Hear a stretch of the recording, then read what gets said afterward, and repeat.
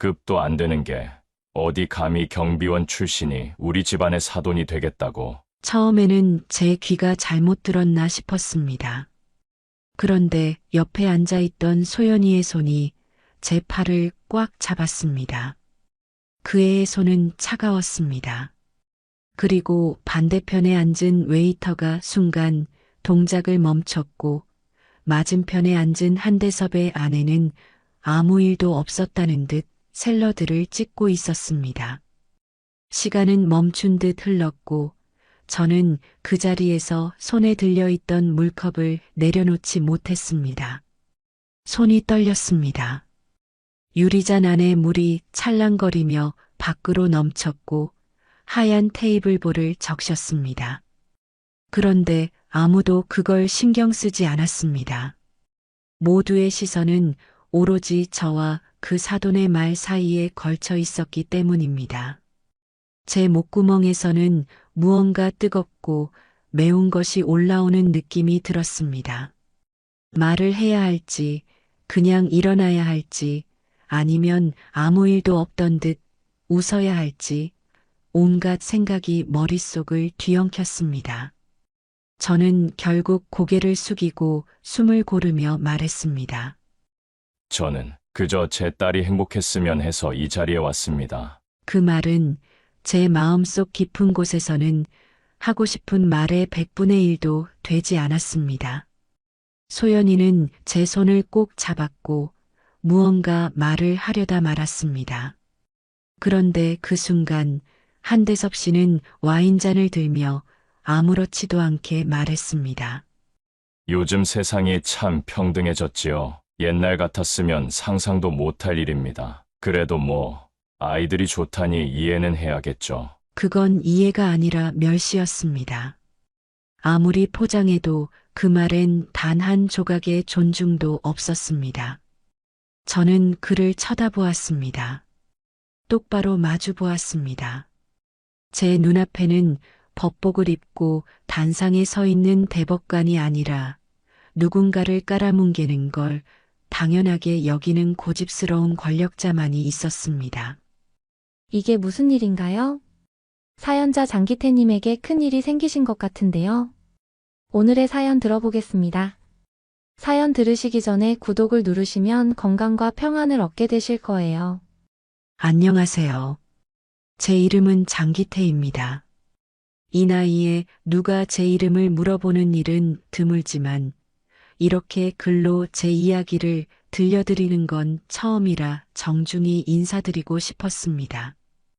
평생을 남들보다 반 발짝 물러서서 살아왔고 고개를 숙이며 지나온 세월이 허투루 흐른 적은 없었습니다. 누군가는 경비원이라고 하면 고개를 갸우뚱하거나 알잖아요. 그 묘한 시선을 보내기도 하지요. 하지만 제게 경비원이란 직업은 삶의 마지막 발판이자 유일한 희망이었습니다. 젊었을 땐 철물점을 운영했었습니다. 망치, 못, 전등, 변기 부속 같은 자잘한 것들을 팔면서 동네 사람들과 안부를 나누고 웃고 때론 싸우기도 하며 그럭저럭 살만했지요. 그 시절에는 이 삶이 뭐 부족한가 싶기도 했습니다.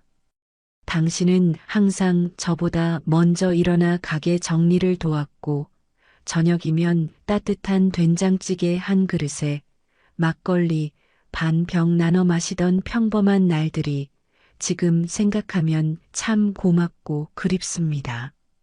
그런데 어느 날이었는지 정확히 기억도 나지 않지만 서서히 무너졌습니다. 철물점은 대형 공구센터에 밀려 손님이 끊겼고 곧이어 빚이 쌓였으며 당신은 그렇게 아픈 것도 모르고 버티다가 결국 병원 침대 위에서 눈을 감았지요. 그날 이후로 저는 사람들 앞에 나서는 법을 잊었습니다. 점점 작아졌습니다. 아내가 떠난 뒤 저는 더 이상 남편이라는 말조차 부끄럽게 느껴졌습니다. 그리고 남겨진 건 하나뿐인 딸 소연이. 소연이는 제게 유일한 이유였습니다. 중학생이던 그 애를 지켜보며 저는 다시 일어서야겠다고 마음먹었습니다. 일거리를 찾아다니며 용달차 운전을 해보기도 했고 새벽 배달 일을 하다가 결국 아파트 경비원으로 정착하게 되었죠. 첫 출근 날 정문 옆 조그만 경비실에서 낡은 의자에 앉아 창문 밖으로 사람들을 바라보던 기억이 납니다. 목도리를 칭칭 감고 출근하던 소연이 모습도 매서운 바람에 코끝을 찡긋거리던 그 얼굴이 아직도 눈에 선합니다. 밤을 새워 복도를 순찰하고 쓰레기를 분류하고 고장난 엘리베이터의 주민들과 함께 갇히기도 하면서도 저는 하루도 빠짐없이 소연이의 교복을 손질했습니다. 새벽에 일어나 도시락을 싸고 집 앞까지 데려다 주는 걸 3년을 넘게 했어요. 단 한 번도 불평하지 않았습니다. 아니, 못했습니다. 내 아이가 잘 되길 바라는 마음, 그것만으로도 하루하루를 버틸 수 있었습니다. 그 아이는 정말 열심히 했습니다. 공부도 사람들과의 관계도 늘 정갈하게 하더군요. 그러다 결국 서울의 한 명문대에 장학금을 받고 입학했습니다. 그날 그 입학식장 앞에서 저는 제 경비복을 벗고 헌 양복을 꺼내 입었습니다. 넥타이도 제대로 맬 줄 몰라 거울 앞에서 몇 번이나 고쳐 매고 버스를 2번이나 갈아타고 캠퍼스에 도착했어요. 학교 정문 앞에서 멀리서 아이를 바라보며 그저 속으로 고맙다라는 말만 되뇌었습니다. 아이는 아버지를 보고 달려와 아빠, 여기까지 오셨어요? 하며 웃었습니다. 그 미소에 제가 살아온 고된 삶이 전부 보상받은 듯 했습니다. 그 아이가 졸업하고 법학 전문 대학원까지 마치고 이제 곧 결혼을 앞두고 있습니다. 저는 지금도 경비원 일을 하고 있지요. 아파트를 옮기긴 했지만 여전히 이른 새벽이면 복도를 돌고 비 오는 날에는 입구를 닦습니다. 주민들은 가끔 인사를 건네기도 하지만 대부분은 눈길조차 주지 않고 지나갑니다. 하지만 익숙해졌습니다. 기대하지 않으면 서운할 것도 없더군요. 그리고 며칠 전 소연이가 상견례를 하자고 하더군요. 예비 사위는 사법연수원을 갓 마친 변호사였고 그 집안은 법조계에서 유명한 집안이라고 했습니다. 걱정이 됐습니다. 한 번도 화려한 자리에 나서 본 적 없는 제가 그들 앞에 선다는 게 솔직히 두려웠습니다. 하지만 소연이는 제 손을 꼭 잡고 말했어요. 아빠가 제 전부예요. 아빠 아니면 아무도 대신할 수 없어요. 그 말을 듣고는 아무 말도 할 수 없었습니다. 그렇게 상견례 자리가 잡히고 저는 오래된 양복을 꺼내 손질했습니다. 구두도 닦고 머리도 잘랐습니다. 겉모습이라도 흠잡히지 않게 하고 싶었습니다. 괜히 소연이에게 누가 될까봐 마음이 조급해졌습니다. 그날을 위해 마음속으로 수십 번 예행 연습을 했습니다. 어색하지 않게 웃고 너무 말 많이 하지 말고 고개는 약간 숙이고 딱 적당한 거리만 유지하자고요. 그리고 드디어 그날이 찾아왔습니다. 저는 아침부터 손을 몇 번이고 씻고 준비해둔 명함 한 장을 조심스레 양복 안주머니에 넣었습니다. 식당 문을 열고 들어선 순간 그들의 눈빛이 저를 스쳤습니다.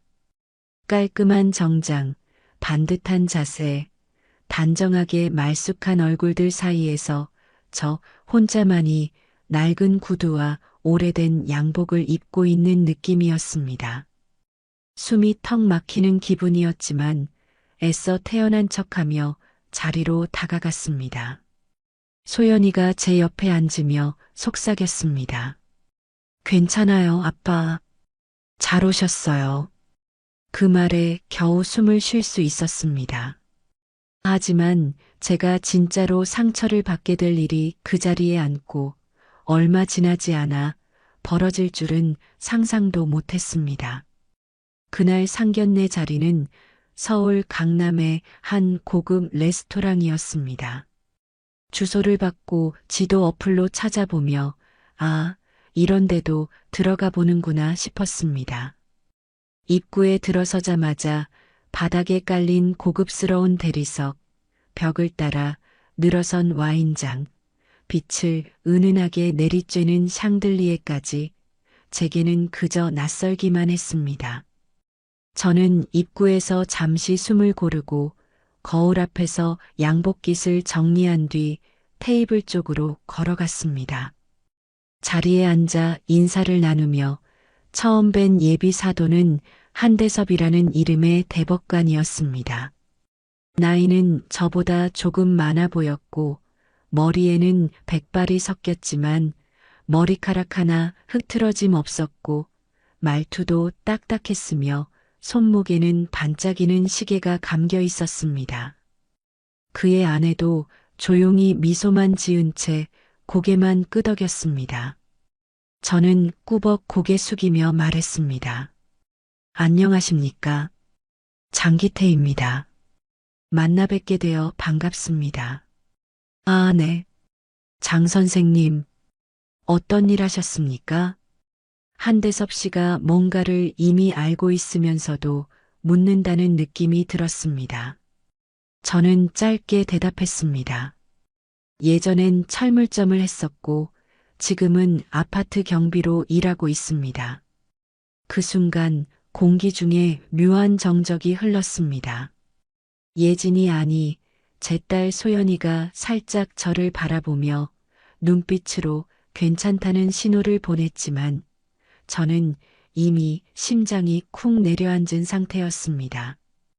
그런데 그 다음 제가 평생 잊지 못할 말이 그의 입에서 흘러나왔습니다.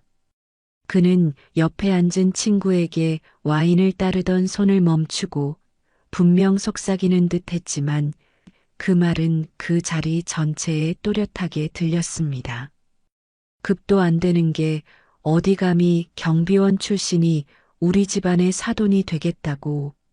처음에는 제 귀가 잘못 들었나 싶었습니다. 그런데 옆에 앉아있던 소연이의 손이 제 팔을 꽉 잡았습니다. 그 애의 손은 차가웠습니다. 그리고 반대편에 앉은 웨이터가 순간 동작을 멈췄고 맞은편에 앉은 한대섭의 아내는 아무 일도 없었다는 듯 샐러드를 찍고 있었습니다. 시간은 멈춘 듯 흘렀고 저는 그 자리에서 손에 들려있던 물컵을 내려놓지 못했습니다. 손이 떨렸습니다. 유리잔 안에 물이 찰랑거리며 밖으로 넘쳤고 하얀 테이블볼을 적셨습니다. 그런데 아무도 그걸 신경 쓰지 않았습니다. 모두의 시선은 오로지 저와 그 사돈의 말 사이에 걸쳐 있었기 때문입니다. 제 목구멍에서는 무언가 뜨겁고 매운 것이 올라오는 느낌이 들었습니다. 말을 해야 할지, 그냥 일어나야 할지, 아니면 아무 일도 없던 듯 웃어야 할지, 온갖 생각이 머릿속을 뒤엉켰습니다. 저는 결국 고개를 숙이고 숨을 고르며 말했습니다. 저는 그저 제 딸이 행복했으면 해서 이 자리에 왔습니다. 그 말은 제 마음속 깊은 곳에서는 하고 싶은 말의 100분의 1도 되지 않았습니다. 소연이는 제 손을 꼭 잡았고 무언가 말을 하려다 말았습니다. 그런데 그 순간 한대섭 씨는 와인잔을 들며 아무렇지도 않게 말했습니다. 요즘 세상이 참 평등해졌지요. 옛날 같았으면 상상도 못할 일입니다. 그래도 뭐 아이들이 좋다니 이해는 해야겠죠. 그건 이해가 아니라 멸시였습니다. 아무리 포장해도 그 말엔 단 한 조각의 존중도 없었습니다. 저는 그를 쳐다보았습니다. 똑바로 마주 보았습니다. 제 눈앞에는 법복을 입고 단상에 서 있는 대법관이 아니라 누군가를 깔아뭉개는 걸 당연하게 여기는 고집스러운 권력자만이 있었습니다. 한 판사님, 제가 처음으로 그의 이름을 직접 불렀습니다. 목소리는 낮았지만 단호했습니다. 사돈이 될 사람에게 급이 안 된다는 말은 하지 않는 게 예의입니다. 그의 얼굴이 순간 굳더군요. 하지만 이내 웃음을 머금고 말했습니다. 예의라 내가 판사 생활만 몇십 년입니다. 예의가 뭔지는 저도 압니다. 그렇다면 더 조심하셨어야지요. 저는 비록 경비원입니다만 사람 구실 못할 짓은 하지 않았습니다. 그 자리에 앉아있던 웨이터가 멈칫했습니다. 소연이는 제 팔을 더 꽉 잡았습니다. 저는 더는 말을 하지 않았습니다. 그냥 자리에서 일어나 말했습니다. 화장실 좀 다녀오겠습니다. 걸음을 떼는 순간 다리가 살짝 휘청거렸습니다. 욕실 거울 앞에서 저는 제 얼굴을 들여다봤습니다. 주름진 눈가, 희끗해진 머리카락, 낡은 양복. 제게서 어떤 위험도 없었습니다. 그냥 딸 하나 제대로 키워보겠다고 경비실 안팎을 오가며 살아온 사람일 뿐이었습니다. 손을 씻으며 차가운 물로 얼굴을 몇 번이고 적셨습니다. 손등이 떨렸고 가슴은 아직도 진정되지 않았습니다. 그런데 거울 속 제 모습이 제게 말하는 듯 했습니다. 이건 참을 일이 아니다. 제 인생에서 참은 게 몇 번인지 셀 수도 없습니다. 철물점이 망했을 때도, 아내가 병상에 누웠을 때도, 새벽마다 취객들에게 욕을 들어도, 주민들의 무시를 당해도 참았습니다. 하지만 오늘은 달랐습니다. 오늘은 제 딸 앞에서 제 존재 자체가 부정당했습니다. 돌아가야 할까? 말아야 할까? 제 속에서 두 목소리가 싸우고 있었습니다. 그런데 그때 누군가 문 밖에서 조심스럽게 문을 두드렸습니다. 아빠 괜찮아요? 소연이의 목소리였습니다. 저는 고개를 들어 거울을 한 번 더 보고 천천히 문을 열었습니다. 그 애의 눈가는 벌써 젖어 있었습니다. 저는 작게 웃어 보이며 말했습니다. 괜찮다. 아빠는 늘 이런 일에도 끄떡없었잖니. 하지만 그건 거짓이었습니다. 이번엔 진짜로 끄떡이 났습니다. 뭔가 부서진 듯 했습니다. 뼈가 아니라 마음이었습니다.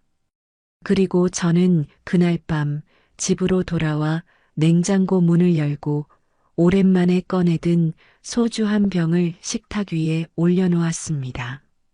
그날은 그냥 그렇게 조용히 제 인생에 아주 큰 충격 하나가 내면 깊숙이 파고들던 밤이었습니다.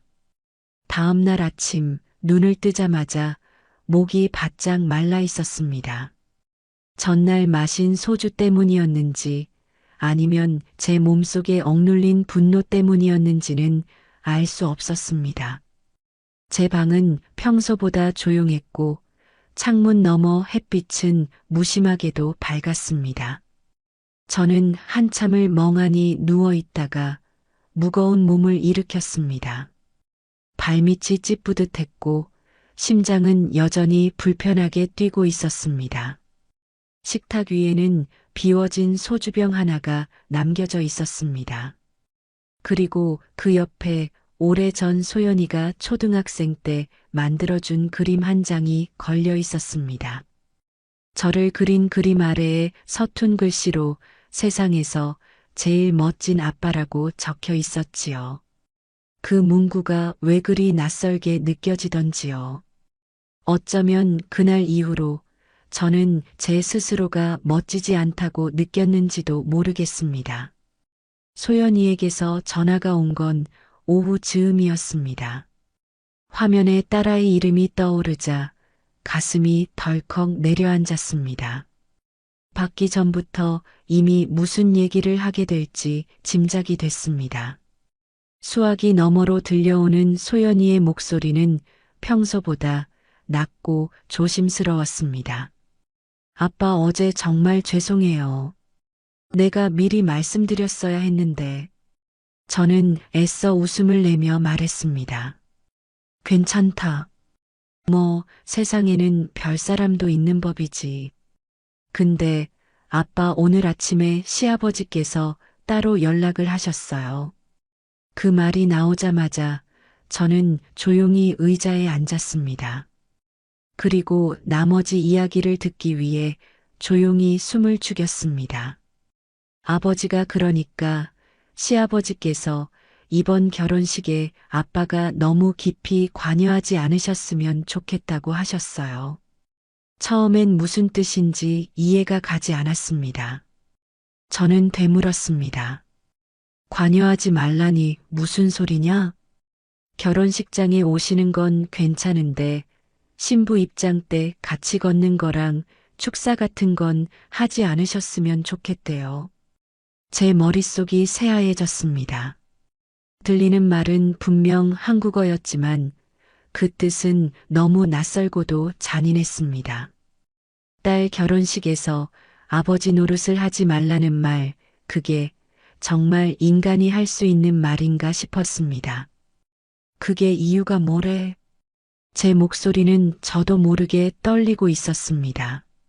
소연이는 한참 말이 없더니 조심스럽게 말을 이었습니다. 아빠 직업 때문이에요. 아버지께서는 우리 집 체면이 있으니까라고. 그 순간 저는 숨이 막혀오는 듯 했습니다. 말 그대로 가슴이 눌려와 말이 잘 나오지 않았습니다. 저는 겨우 입술을 떼 말했습니다. 소연아, 너는 어떻게 생각하니? 소연이는 울먹이는 목소리로 대답했습니다. 저는 싫어요. 너무 속상해요. 아빠가 얼마나 저를 위해 고생하셨는지 제가 제일 잘 아는데 그런 말 듣고도 아무렇지 않은 척해야 하는 것도 싫고 그냥 다 싫어요. 그 말에 제 눈가도 뜨거워졌습니다. 전화기 너머로 들려오는 아이의 숨소리가 가슴을 울렸습니다. 저는 입술을 깨물며 말했습니다. 얘야, 아빠는 괜찮다. 정말 괜찮다.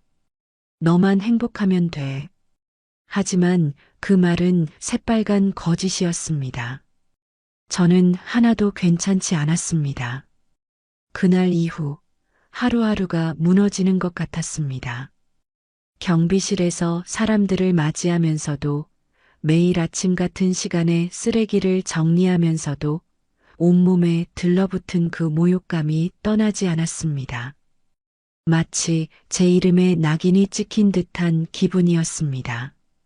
그리고 며칠 후 저는 뜻밖의 전화를 받았습니다. 발신자는 한대섭, 바로 그 사람이었습니다. 저는 망설이다가 결국 전화를 받았습니다. 장 선생, 식사 한번 하시죠. 할 얘기가 있습니다. 저는 무슨 얘긴지 이미 알고 있었습니다. 그냥 결혼을 반대하겠다는 통보거나 아니면 또 다른 조건이겠지 싶었습니다. 하지만 소연이를 위해서 저는 그 자리에 나가기로 마음을 먹었습니다. 장소는 여전히 고급스러웠습니다. 한강이 내려다 보이는 창가 자리, 와인잔이 놓인 테이블. 저는 똑같이 오래된 양복을 입고 갔고 그는 여전히 반듯한 수트 차림으로 앉아 있었습니다. 자리 안내를 받고 앉자마자 그는 와인잔을 들어 한 모금 마신 뒤 말했습니다. 장 선생, 솔직히 말하겠습니다. 저는 이 결혼을 반대했습니다. 이미 들었습니다. 하지만 우리 아들이 저한테 연 끊겠다고 협박까지 하니 어쩔 수 없이 수락했죠. 그런데도 아직도 걱정이 많습니다. 무슨 걱정이십니까? 딸의 임신 사실도 들었고 가문 체면 때문에 결혼은 할 수밖에 없게 됐습니다. 그런데 결혼식에 장 선생이 앞에 나서는 건 저희 집안 입장에선 도저히 받아들이기 어렵습니다. 저는 숨을 들이켰습니다. 역시나였습니다. 이번에는 돌려 말하지도 않더군요. 그는 이어 말했습니다. 그러니까 부탁드리는 겁니다. 결혼식은 조용히 하객으로만 참석해 주세요. 신부 입장이나 축사 같은 건 생략하는 걸로. 저는 고개를 끄덕이며 되물었습니다. 그러면 소연이한테는 뭐라고 합니까? 그는 어깨를 으쓱하며 말했습니다. 그건 장 선생이 알아서 잘 설명해 주시겠죠. 아버지시잖아요. 그 말이 마지막 칼이었습니다. 저는 더는 그 자리에 있을 수가 없었습니다. 벌떡 일어나 자리를 나섰습니다. 한강변을 따라 걸으면서 수많은 생각이 머릿속을 채웠습니다. 제 인생은 늘 참고 또 참는 삶이었습니다. 하지만 지금 이 순간만큼은 과연 이것도 참아야 하는가 스스로에게 묻고 또 물었습니다. 그리고 그날 밤 오래된 서랍장에서 저는 딸이 중학교 졸업식 때 만들어준 작은 넥타이 핀을 꺼냈습니다. 세상에서 가장 자랑스러운 아빠라고 새겨진 그 핀을 가슴에 올려놓은 채 저는 밤새 잠을 이루지 못했습니다. 결혼식이 일주일 앞으로 다가왔습니다. 소연이는 매일같이 전화를 걸어왔고 저는 매번 밝은 목소리로 대답했습니다. 잘 지냈다. 괜찮다. 그렇게 말은 했지만 사실은 그렇지 않았습니다. 하루하루가 무너지는 듯한 기분이었습니다. 외출은커녕 아침마다 눈을 뜨는 것도 버거웠습니다. 침대에 누워 창문 밖으로 흐르는 구름만 멍하니 바라볼 때가 많았습니다. 식탁 위에 소연이가 만든 넥타이 핀이 여전히 놓여 있었습니다. 몇 번이고 손에 들었다가 다시 내려놓기를 반복했지요.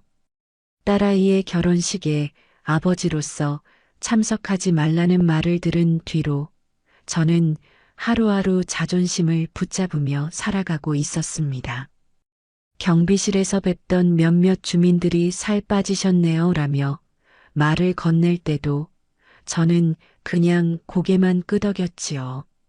아무 말도 하고 싶지 않았습니다.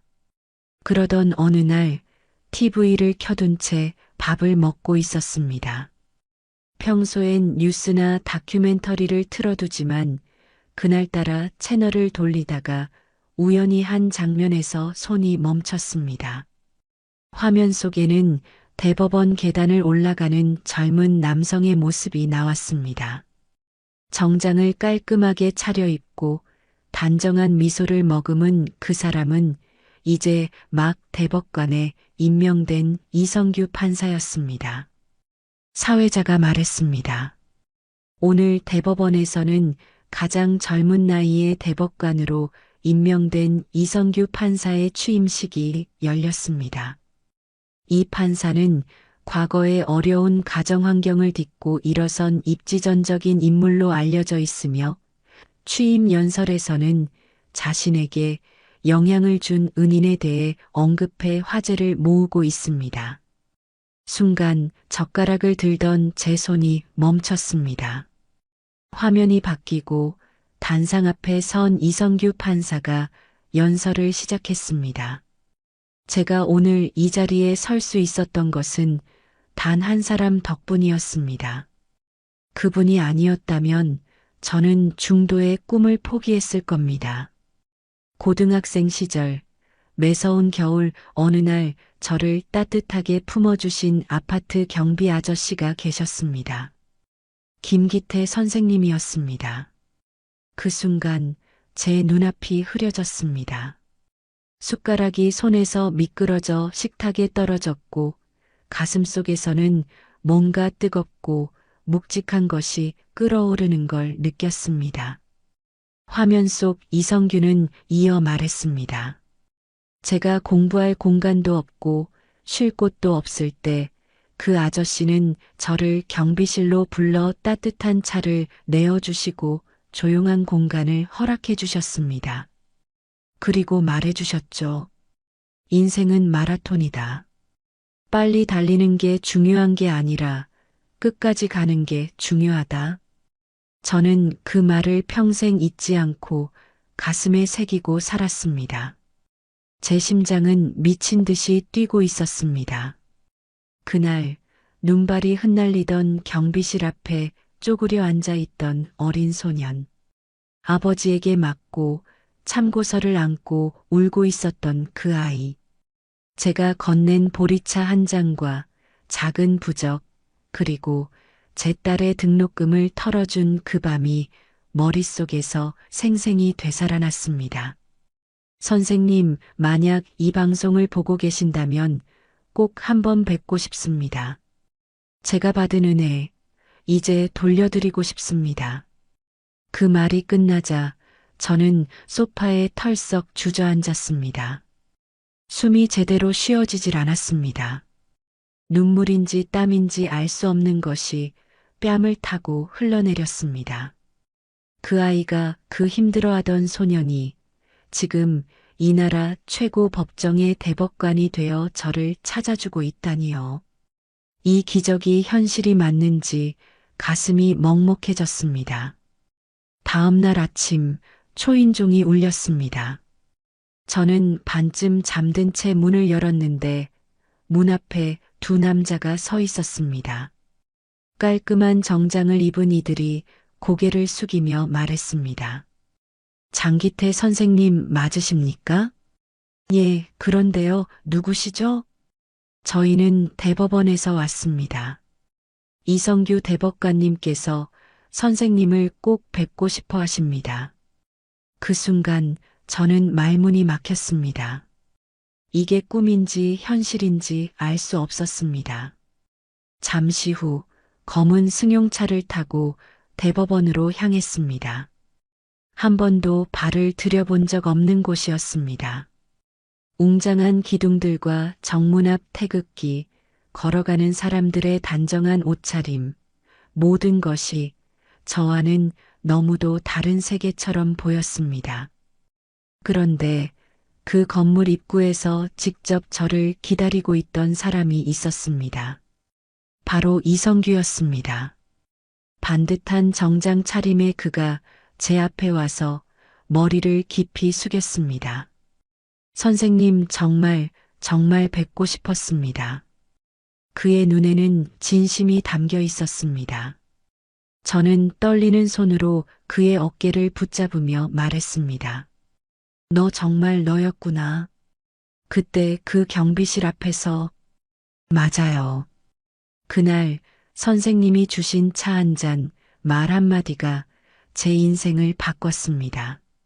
선생님이 아니었으면 저는 이 자리에 절대 올 수 없었어요. 우리는 대법원 내 응접실로 자리를 옮겼고 거기서 오랜 시간 이야기를 나눴습니다. 그는 현재까지 어떻게 살아왔는지, 제가 떠난 아파트를 수소문해가며 몇 년을 찾았는지, 그리고 지금 결혼식 관련 이야기를 뉴스보다 더 먼저 알게 되었다는 말도 했습니다. 선생님, 제가 함께 가겠습니다. 결혼식장에 꼭 같이 가서 모두 앞에서 말씀드릴 겁니다.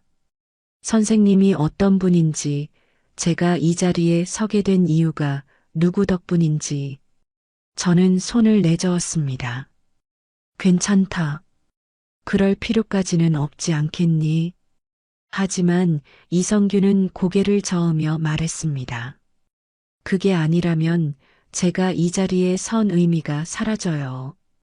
이제는 제가 선생님을 지켜드릴 차례입니다. 그 말에 저는 다시 눈시울이 붉어졌습니다.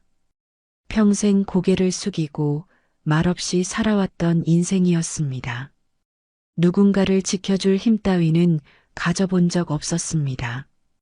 그런데 오늘 처음으로 누군가가 저를 지켜주겠다고 말해 주었습니다. 그리고 저는 마음을 바꿨습니다. 이번만큼은 딸에게도 세상에도 당당하게 서보자고.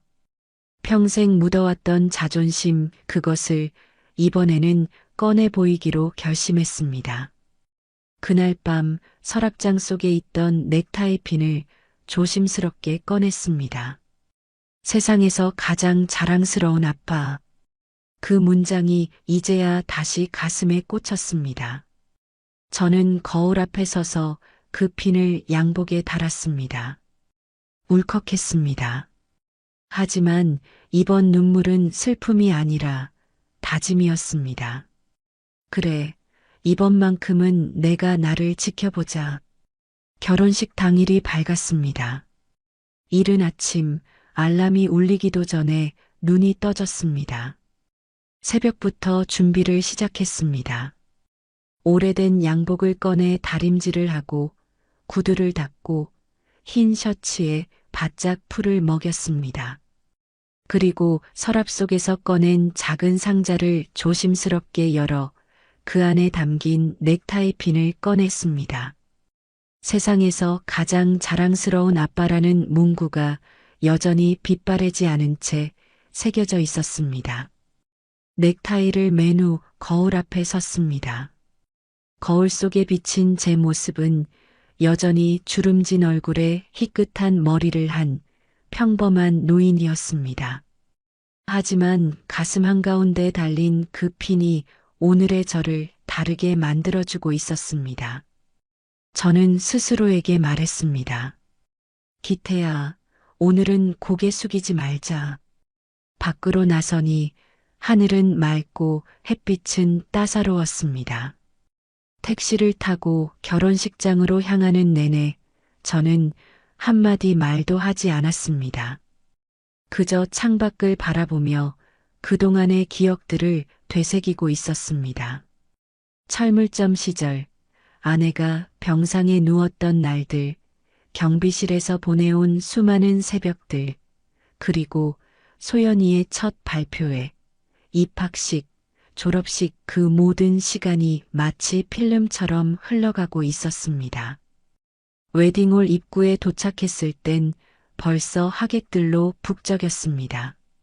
저는 긴장된 마음으로 입구를 향해 걸어가고 있었습니다.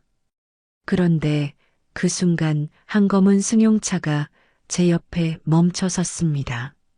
문이 열리고 단정한 정장을 입은 이성규가 차에서 내렸습니다.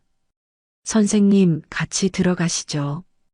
그의 말에 저는 살짝 고개를 끄덕였습니다. 우리가 함께 웨딩홀 입구로 들어서자 주변의 시선이 하나둘씩 우리를 향해 모였습니다. 누구도 예상하지 못했던 장면이었기 때문이겠지요. 그리고 그 입구 앞에는 양복을 차려입은 한대섭이 서 있었습니다. 제 눈을 마주치자 그의 얼굴이 급속히 굳어졌습니다. 김 선생님, 오시지 않기로 하셨던 거 아니었습니까? 그 말에 제가 입을 열기도 전 이성규가 나섰습니다. 한 판사님, 안녕하십니까? 저 이성규입니다. 그의 얼굴이 더 놀라는 눈빛으로 변했습니다. 아, 대법관님 어쩐 일이십니까? 김기태 선생님과 함께 왔습니다. 이분은 제 인생의 은인이십니다. 주변이 순간 정적에 휩싸였습니다. 하객들의 눈빛이 하나같이 우리를 주시하고 있었습니다. 누군가가 스마트폰을 꺼내 들기도 했고, 누군가는 웨딩홀 직원에게 지금 뭐 하는 거냐고 속삭였습니다. 그러나 이성규는 아무런 동요 없이 말을 이었습니다. 제가 고등학생 시절, 집에서도 학교에서도 갈 곳이 없을 때 이 선생님께서 저를 경비실에 들이셨습니다. 공부할 공간을 주셨고 따뜻한 차를 건네주시며 말해주셨습니다. 끝까지 달리는 사람이 이기는 거다. 그 말이 지금의 저를 만들었습니다. 한대섭은 당황한 기색을 숨기지 못했습니다. 그러나 그럴 여유도 없이 그 순간 웨딩홀 내부에서 드레스를 입은 소연이가 모습을 드러냈습니다. 저를 발견한 딸아이의 얼굴에 놀람과 기쁨이 동시에 떠올랐습니다. 아빠 진짜 오셨네요. 소연이는 저를 향해 달려왔습니다. 손을 꼭 잡고 말했습니다. 전 기다렸어요. 아빠 없으면 결혼식 못하겠다고 했어요. 저는 아이의 손을 꼭 잡고 고개를 끄덕였습니다. 아빠가 내 결혼식에 안 올 수가 있겠니? 이성규는 소연이에게 고개를 숙여 인사를 했습니다. 소연 씨, 축하드립니다. 그리고 아버님은 진심으로 존경받으셔야 할 뿐입니다. 오늘 꼭 그걸 모두에게 알려드릴 겁니다. 식이 시작되기 전 저는 딸아이와 함께 입구에서 대기했습니다. 그리고 사회자가 신부 입장을 알리자 저는 아이의 손을 잡고 천천히 걸음을 옮겼습니다. 그 순간 웨딩홀 안의 시선이 모두 우리에게 향해 있었습니다. 그동안 웅크리고 살았던 세월들이 하나씩 벗겨지는 기분이었습니다. 저는 허리를 곧게 펴고 떳떳한 걸음으로 걸었습니다. 소연이를 신랑에게 인도한 뒤 저는 자리에 앉으려 했습니다. 그런데 이성규가 마이크를 잡았습니다. 잠시만요. 제가 간단히 말씀을 드려도 될까요? 순간 웨딩홀 안이 조용해졌습니다. 그의 존재 자체가 이미 모든 사람들의 이목을 끌고 있었기에 누구 하나 제지하지 않았습니다. 저는 이성규입니다. 대법관으로서 오늘 이 자리에 참석했지만 사실은 김기태 선생님께 감사 인사를 드리기 위해 왔습니다. 그는 제 쪽을 바라보며 말을 이어갔습니다. 제가 고등학생이던 시절 가정폭력과 가난으로 꿈을 포기하려던 순간 이 선생님이 경비실 문을 열어주셨습니다. 따뜻한 차와 한마디 격려, 그리고 학비까지. 자신의 딸 학비를 모은 돈을 제게 주셨습니다. 그리고 단 한 번도 그것을 조건 삼지 않으셨습니다. 선생님은 저에게 말해주셨습니다. 사람은 서로를 밀어주며 살아야 한다. 그 말이 제 삶의 이정표가 되었습니다. 그 말이 끝나자 웨딩홀 안은 정적에 휩싸였습니다. 이어지는 박수 소리에 저는 고개를 들 수가 없었습니다. 울컥하는 감정이 목까지 차올랐기 때문이었습니다. 한대섭은 구석에서 조용히 고개를 숙이고 있었고 그의 아내는 미묘한 표정으로 남편을 바라보고 있었습니다. 식이 끝난 후 이성규는 다시 제게 다가왔습니다. 선생님, 오늘 이렇게라도 은혜 갚을 수 있어 정말 다행입니다. 그리고 이건 시작입니다. 그 말에 저는 작은 미소를 지었습니다. 맞습니다. 오늘은 시작입니다. 평생 침묵하며 살아온 인생에서 처음으로 제가 존재의 가치를 인정받은 날이었으니까요. 결혼식이 끝난 날 밤, 저는 오랜만에 딸과 함께 집으로 돌아왔습니다. 예식장에서 받은 꽃다발이 아직 손에 들려 있었고, 딸아이는 제 옆에서 아무 말 없이 걷고 있었습니다. 말은 하지 않았지만, 둘 다 마음속에 너무 많은 감정이 차올라 있어서였겠지요. 택시에서 내리자 소연이가 제 손을 꼭 붙잡았습니다. 아빠, 오늘 정말 멋지셨어요. 저는 대답 대신 딸아이의 손을 살짝 감싸 쥐었습니다. 마음 한구석이 따뜻해졌고 오래도록 짓눌렸던 무게가 풀리는 느낌이었습니다. 집에 돌아와 낡은 양복을 벗고 옷걸이에 걸었습니다. 양복 안주머니에 들어있던 넥타이 핀을 조심스럽게 꺼내 책상 위에 놓았습니다. 그 작은 물건이 오늘 하루 동안 제 가슴을 얼마나 든든하게 지켜줬는지 모릅니다. 다음 날 아침 예상보다 이른 시간에 전화벨이 울렸습니다. 수화기 너머에는 익숙한 목소리가 있었습니다. 이성규 대법관이었습니다. 선생님, 오늘 괜찮으시면 제가 잠깐 찾아뵙고 싶습니다. 저는 흔쾌히 그러라고 했습니다. 그리고 잠시 후 그는 작은 서류 봉투 하나를 들고 제 원룸 앞에 찾아왔습니다. 저희는 마루에 마주 앉았습니다. 어제와는 달리 오늘은 스스럼 없는 표정이었습니다. 선생님, 어제 말씀 못 드린 게 하나 있습니다. 그가 봉투를 제게 내밀었습니다. 저는 조심스럽게 그것을 열어보았습니다. 안에는 한 장의 서류와 제 이름이 적힌 강의 초청장이 들어 있었습니다. 대한법학대학 특별강사 초청장 장기태 선생이라고 쓰여 있었습니다. 이게 뭡니까? 이번에 제가 주관하는 법대생 인성교육 프로그램이 있습니다.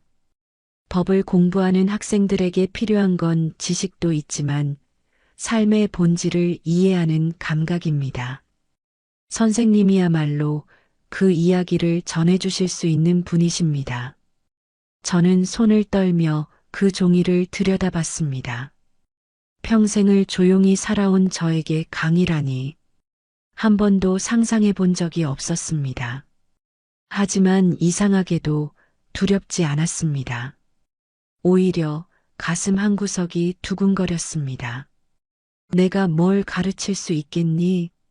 선생님은 저한테 인생을 가르쳐 주셨잖아요. 그리고 저 같은 아이들이 지금 이 나라에 얼마나 많은지 아십니까? 부모에게 무시당하고 사회에서 밀려나 절망하는 아이들이요. 그런 아이들에게 그래도 살아야 한다는 말을 전해줄 사람이 필요합니다. 그 말에 저는 아무 말도 하지 못했습니다. 그저 고개를 숙인 채 제 손에 들린 초청장을 바라보았습니다. 며칠 뒤 저는 강의장에 섰습니다. 낯선 교단, 젊은 학생들 앞에서 저는 마이크를 잡고 천천히 입을 열었습니다. 안녕하세요. 장기태라고 합니다. 저는 법도 모르고 대학도 나오지 않았습니다. 평생 경비원으로 살았습니다. 순간 강의실 안이 조용해졌습니다. 학생들이 조용히 제 얼굴을 바라보고 있었습니다. 저는 말을 이어갔습니다. 하지만 제가 배운 게 하나 있습니다. 사람은 누군가의 삶에 다리를 놓을 수도 있다는 겁니다. 저는 한 아이에게 작은 차 한 잔과 말 한마디를 건넸습니다. 그리고 그 아이는 지금 대법관이 되어 저를 다시 찾아줬습니다. 학생들의 눈빛이 바뀌었습니다. 누군가는 고개를 끄덕였고 누군가는 연필을 내려놓고 제 말을 조용히 들었습니다. 저는 그날 제 인생을 처음으로 말로 풀어냈습니다. 고생했던 이야기, 아내를 보내던 날, 딸아이를 위해 지켜낸 밤들. 말할수록 저는 제 삶이 결코 작지 않았다는 것을, 제 삶에 의미가 있었다는 것을 깨달았습니다. 강의가 끝나고 나서 한 여학생이 제게 다가왔습니다. 작은 목소리로 말했습니다. 선생님, 저도 사실 집이 힘들어요. 매일 밤 도서관에 늦게까지 남아있다가 겨우 집에 들어가요. 근데 오늘 선생님 이야기 듣고 그래도 나도 끝까지 가보고 싶다는 생각 들었어요. 그 말을 듣는 순간 저는 눈물이 날 뻔했습니다. 그리고 깨달았습니다. 저는 다시 살아가야 할 이유를 찾은 겁니다. 집으로 돌아오는 길, 버스 창밖을 보며 생각했습니다. 저는 평생을 낮은 곳에서 살아왔습니다. 남의 눈치 보고 고개 숙이며 내 목소리를 삼켜가며 살았습니다. 하지만 이제는 달라졌습니다. 저는 누군가에게 희망이 되었고 존경받는 사람이 되었고 스스로에게 떳떳한 삶을 살고 있다는 걸 알게 됐습니다. 그날 밤 창문을 열고 밤하늘을 바라봤습니다. 별이 많았습니다. 아내가 떠났던 그날 이후 이렇게 별이 많은 밤은 처음이었습니다. 저는 넥타이 핀을 손에 쥐고 조용히 속삭였습니다. 당신 보고 있지? 우리 소연이 잘 키웠지? 그리고 나도 이제 괜찮아. 한참을 그렇게 있다가 저는 조용히 등을 돌려 방 안으로 들어왔습니다. 다음 날 또 다른 강의가 있었기 때문입니다. 내일은 또 다른 아이들에게 희망을 전해줘야 했습니다. 저는 이제 세상을 향해 나아갑니다. 경비원 장기태가 아니라 누군가의 인생을 지탱해주는 작지만 강한 존재로서. 오늘의 사연 들으시고 어떤 생각이 드셨나요? 사연자분께 해주고 싶으신 말씀 있으시면 댓글 부탁드리고 구독을 누르시면 여러분께 내일 좋은 소식이 찾아올 거예요. 그럼 다음 사연에서 만나 뵙겠습니다. 감사합니다. 할머니, 이게 지금 무슨 짓이에요? 눈은 달고 다니세요. 저는 얼떨결에 두 손을 모으고 허리를 굽혔습니다.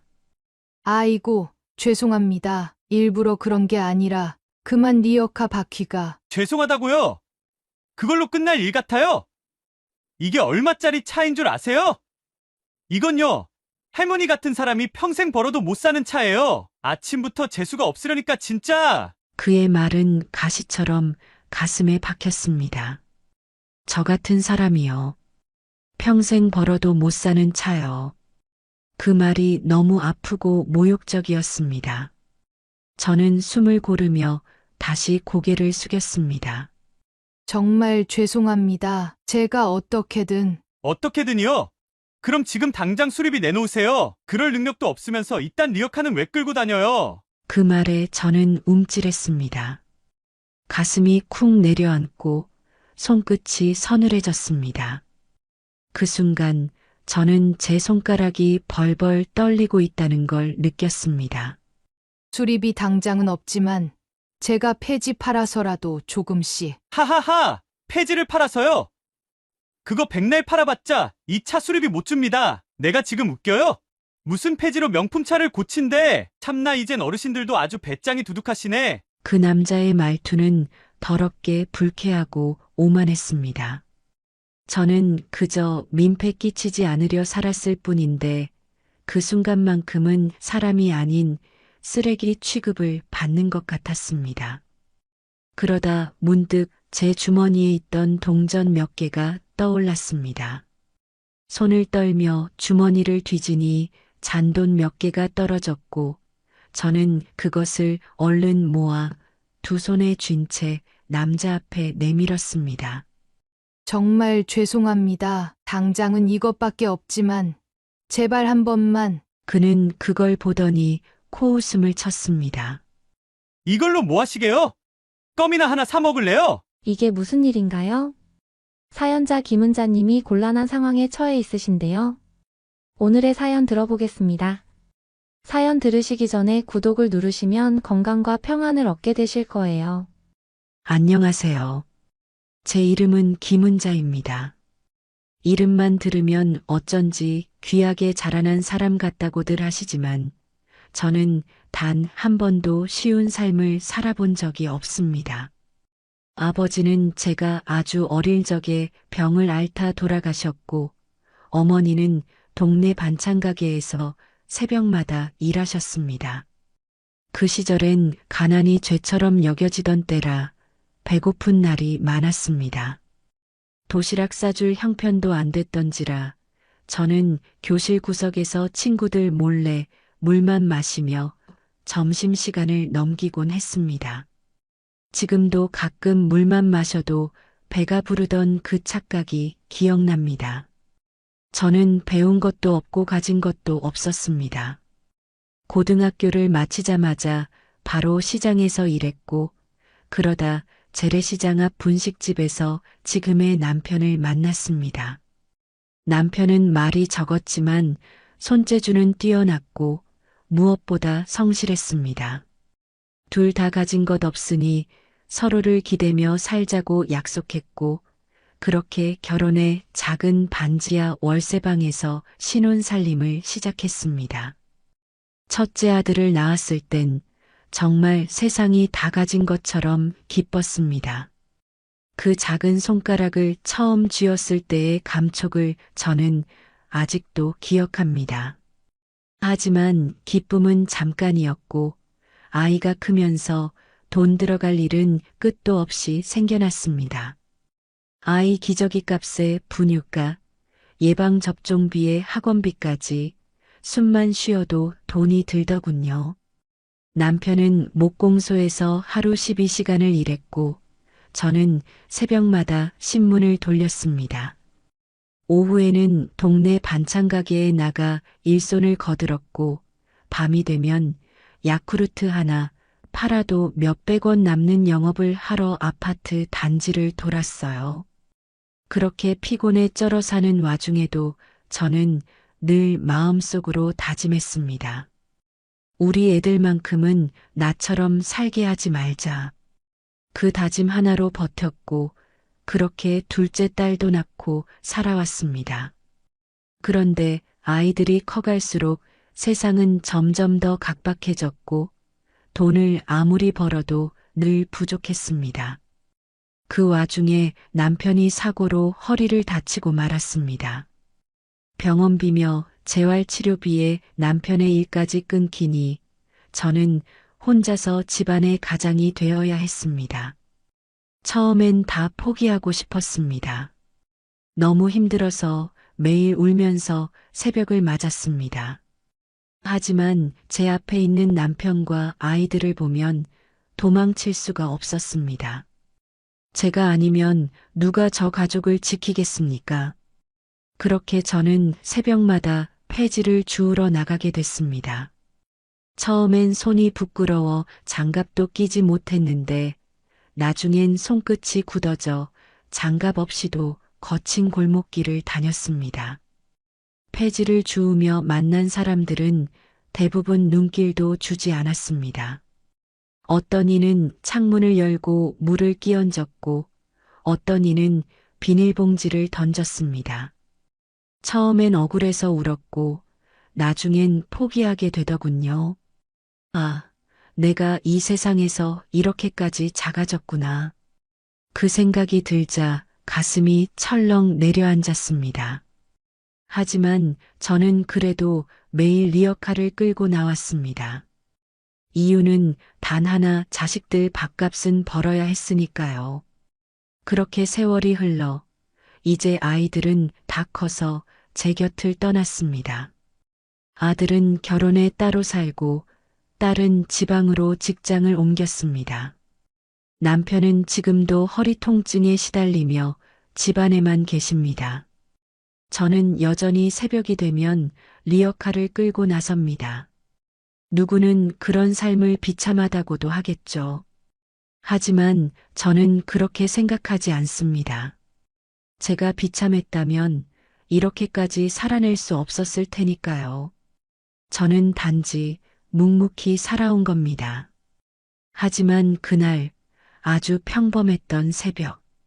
그 하루가 제 인생을 뒤바꿔 놓을 줄은 정말 상상도 하지 못했습니다. 평소처럼 조심히 발을 옮기며 리어카를 끌고 골목을 돌던 중이었습니다. 골목길 입구에 검은색 외제차 한 대가 세워져 있었고 저는 리어카 바퀴가 턱에 걸린 줄도 모르고 한 발 내디뎠습니다.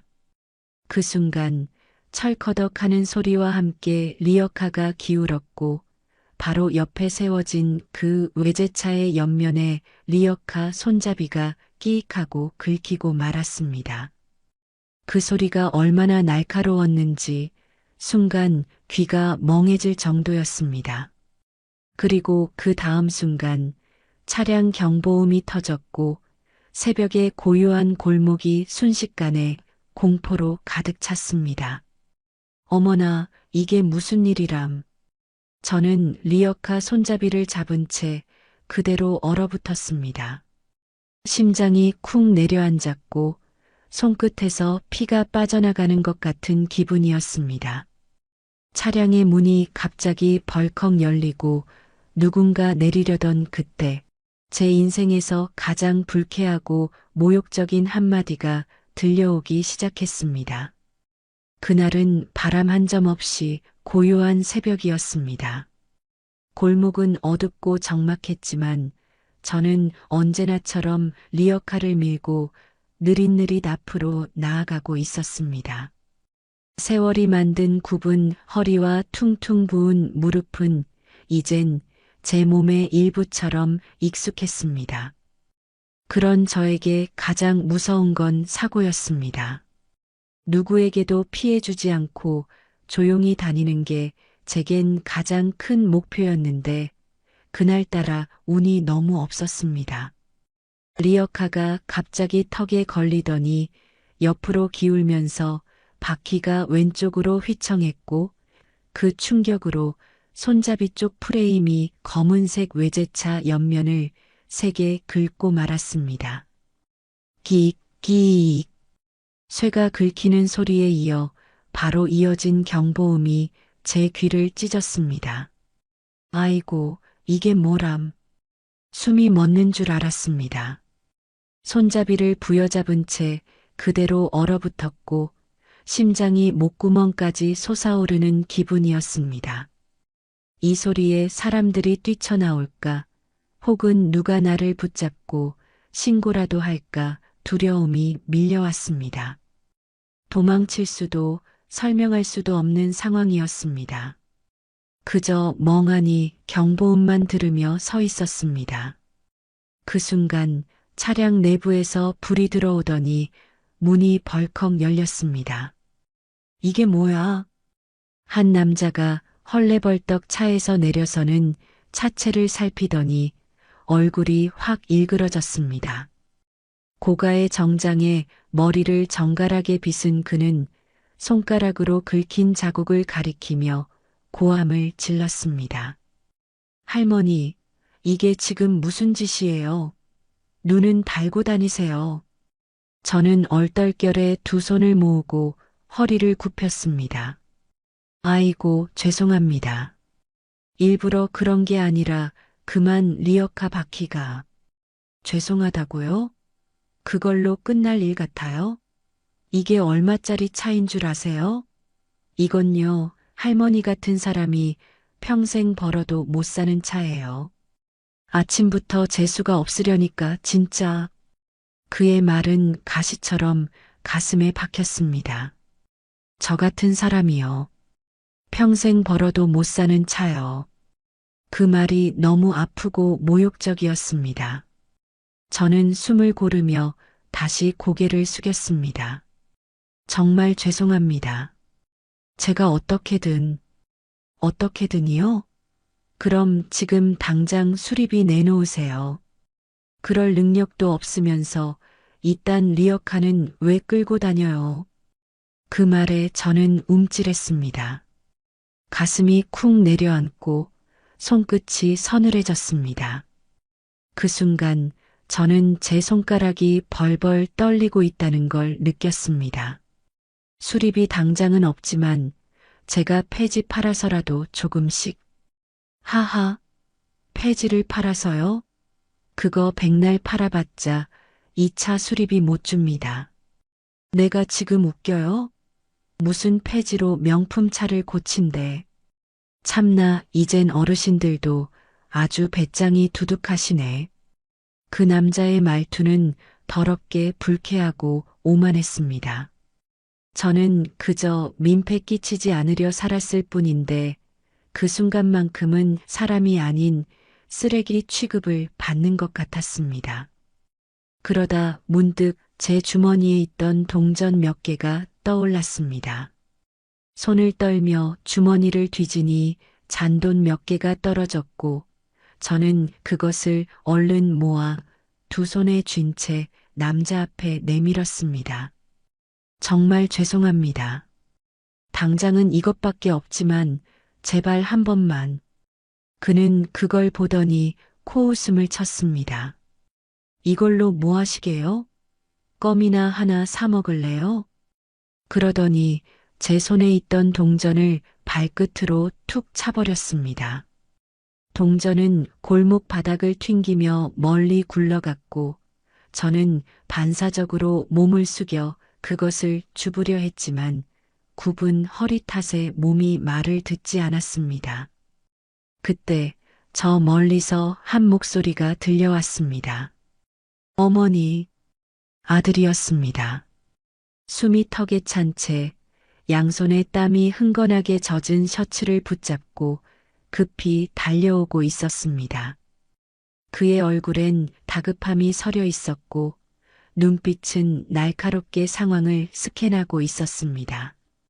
차, 리어카, 뻣뻣이 서 있는 저, 그리고 입꼬리를 비죽이 올린 그 남자까지. 아들은 저를 향해 한 걸음에 달려오더니 리어카를 부여잡고 말했습니다. 어머니 괜찮으세요? 어디 다치신 데는 없어요? 저는 말없이 고개를 저었고 아들은 이내 남자에게 허리 숙여 인사했습니다. 죄송합니다. 저희 어머니가 실수하신 것 같습니다. 수리비는 제가 책임지겠습니다. 그 말을 듣자 남자는 비웃으며 말했습니다. 책임지겠다고요? 이 차가 얼마짜리인 줄 알고 하는 말이에요? 당신이랑 저 어르신이 잠도 안 자고 1년 내내 폐지 팔아도 못 갚아요. 저는 아들의 손을 잡았습니다. 죄책감이 목 끝까지 차올랐습니다. 하지만 아들은 제 손을 조용히 감싸쥐고 다시 고개를 숙였습니다. 정말 죄송합니다.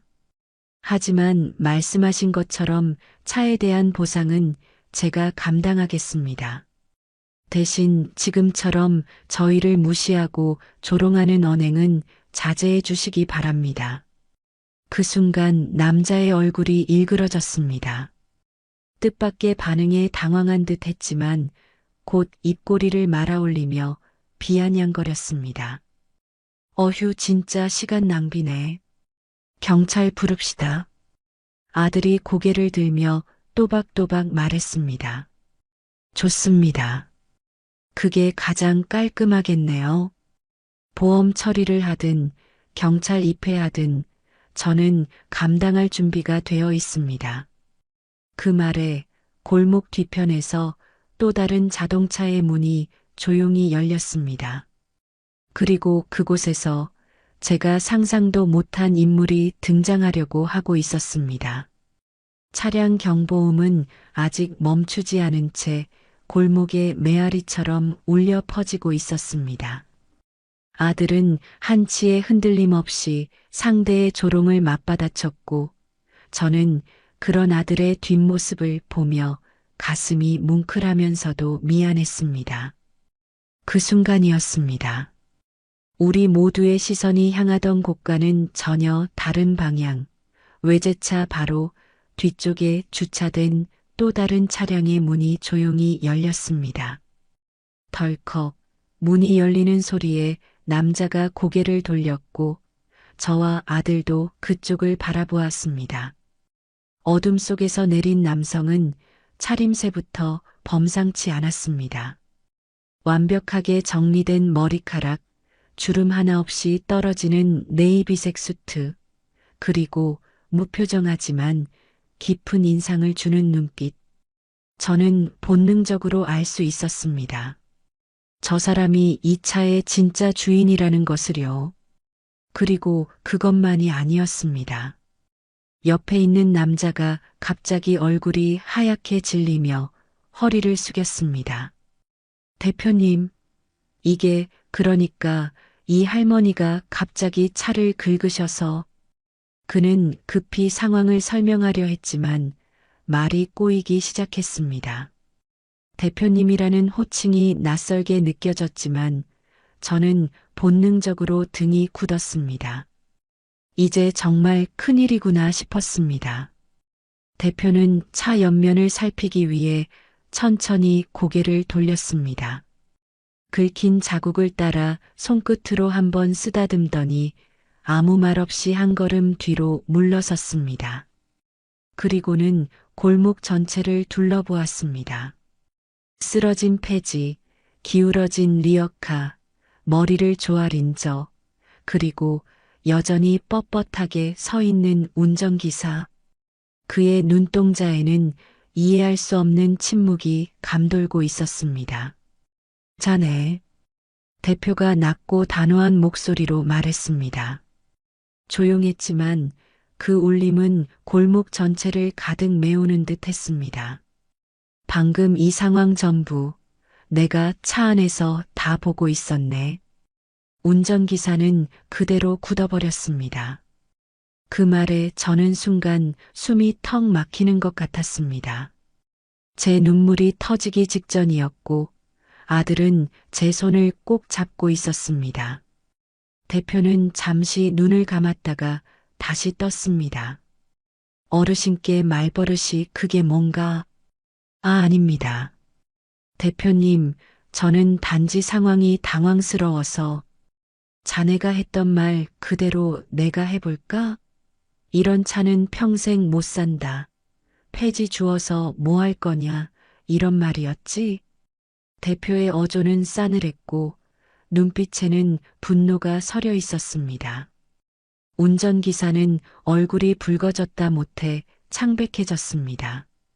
발끝으로 바닥을 슬쩍 쓸며 뭐라 변명하려 했지만 입술만 달싹였을 뿐 아무 말도 하지 못했습니다.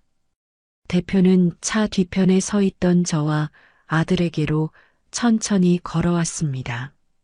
그리고 허리를 살짝 굽히며 조용히 말했습니다. 어르신, 괜찮으세요? 손 다친 데는 없으십니까? 저는 놀라며 고개를 절레절레 흔들었습니다. 아이고, 아닙니다. 죄송합니다. 제가 정말 부주의해서 죄송할 이유 없습니다. 대표는 단호히 말했습니다. 차야 수리하면 그만입니다. 하지만 어르신의 마음에 상처를 준 건 수리로 해결되지 않습니다. 그 말에 저는 그만 울컥하고 말았습니다. 갑작스럽게 눈물이 쏟아질 것 같아 손으로 얼굴을 가렸습니다. 아들은 말없이 저의 등을 토닥였습니다. 대표는 곧장 운전기사를 향해 돌아섰습니다. 자네, 이 자리에서 물러나게. 당장. 운전기사는 순간 숨이 멎은 듯 그대로 얼어붙었습니다. 네, 대표님. 한 번만 더 말하지 말게.